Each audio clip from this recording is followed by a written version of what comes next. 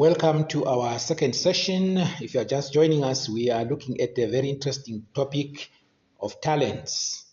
In the first session, we looked at what talent is, and we established that talent is your natural ability or your natural gifts that you have. And we said everyone is born with a talent. And we also established that you need to know your talent, and we also gave examples of talents, and we also said that talents does not only include natural ability, it also needs include your skills that you have acquired through or developed through learning or practicing it. You develop it. So it's also part of your talents, and that these talents that you are given must be used for the edification of God's work. You should not sit down and you should not compare your talents with anyone, because when God was giving, he was giving according to ability. And when he was commending, he commended everyone despite the fact that the other one was given less than the other. So the most important thing is that is not to look at what you have, is to do with what you have. Right. And many people are leading miserable life because they are not developing their talents. They are admiring other people's talents. Yet, no matter how you think that your talent is a small talent, it has a purpose. Right now, how do you know you have a talent? Number one, you lose track of time doing it. Sportsmen spend about 25 to 30 hours per week practicing, which translates to about 4 hours daily. John Maxwell says enjoyment is the greatest energizer to the human spirit.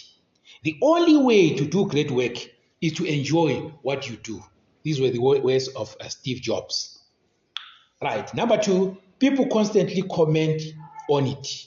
Others will notice it and tell you that, you are good in this, you are good in this. Then you know that you have a talent. You learn it quickly.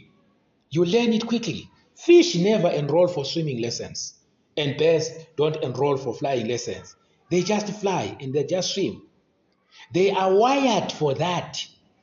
What others take years to master, you take just a few days. That is a sign that you have a talent. You enjoy doing it. So you ask yourself, what are you passionate about? Or where you find happiness? Right. In other words, in this life, you must have a dream. And what is your dream? Your dream is not what you see when you sleep, but a dream is what does not make you to sleep. There are so many people who don't have a passion, who don't have a dream. Even if as you are walking about, they have, you find the person is just in his own world. You never know that this person is alive or not. But it's just you walking like that, like a dead person. That's why I always tell my wife that when we are driving around, be careful, because there are so many people who are dead. They are only waiting to be confirmed they are dead. After you have hit them with a car, then they are dead. Otherwise, they are just walking corpses which are dead. You don't drag yourself to practice it. Right. You do it with love, and you will never get bored doing it, even if you do it for hours and hours and hours. You don't struggle to do it. Everything a spider needs to spin the web is inside the spider. A spider does not import raw materials. A fish looks attractive in water. If you bring it out of water, it struggles. Life, someone was saying, is like wrestling a gorilla. You don't quit because you are tired. You quit when the gorilla is tired. Ask yourself for feedback from people. Talent is invisible to you because it seems normal. So other people will tell you that, you are good in this, you are good in this. Actually, that gives you a better eye view of that you have a talent in something. Now, what talents can do for you? It opens up doors for opportunities. Proverbs 16 verse 18 says, a man's gift makes room for him and brings him before great men. Now, the person that comes into my mind is Joseph. He was a prisoner, but he was able to interpret dreams. He was called to State House. A motorcade was sent to go and pick Joseph. You know, whenever there's a motorcade, there are these police officers who ride these big BMW motorbikes, and those are called sweepers. And then you find policemen who are positioned strategically on robots and certain intersections, and they'll be busy directing the traffic to park so that they provide space for the motorcade. And there will be sirens everywhere. Wee, wee, wee, wee, wee, wee. Normally, when you hear such a sound, you have to pull by the side and park your car. Right. Pharaoh had requested that they go and pick what? Joseph. And then when they got there, Joseph was not told he was still wearing those clothes for prison. You know, in prison, they have to shave your hair and then they give you the clothes for prison. Whatever color you have to put on them. Whether it's oversized or whatever, they put on them. You're a prisoner. So when they noticed this, the prison officers, they were surprised. Is the president coming to visit us or what is happening? Right. They only were told that, no, we are here to pick up Joseph. And then Joseph is also surprised. They're picking up, going where? Joseph is going to the State House. So to him, maybe he was thinking, maybe that's when they're going to kill me. They're going to kill me. Little did he know that he was going to stand before the great man, Pharaoh himself. Then Pharaoh asked him, I am told you can interpret dreams. And Joseph says, no, not me, but the God I serve is able to interpret the dream. The God that I serve is able to interpret the dreams. Joseph did not want to get the glory. He knew that the gift that he had was from God.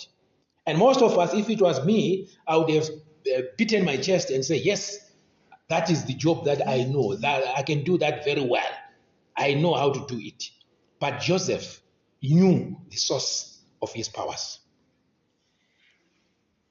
And then Pharaoh, after interpreting the dream, he did not only interpret the dream, but he also gave a solution to the dream. And Pharaoh was thrown out of balance. He then asked, is there anyone like this man among us? They looked among the professors of that place, and they all said no. The members of parliament, no.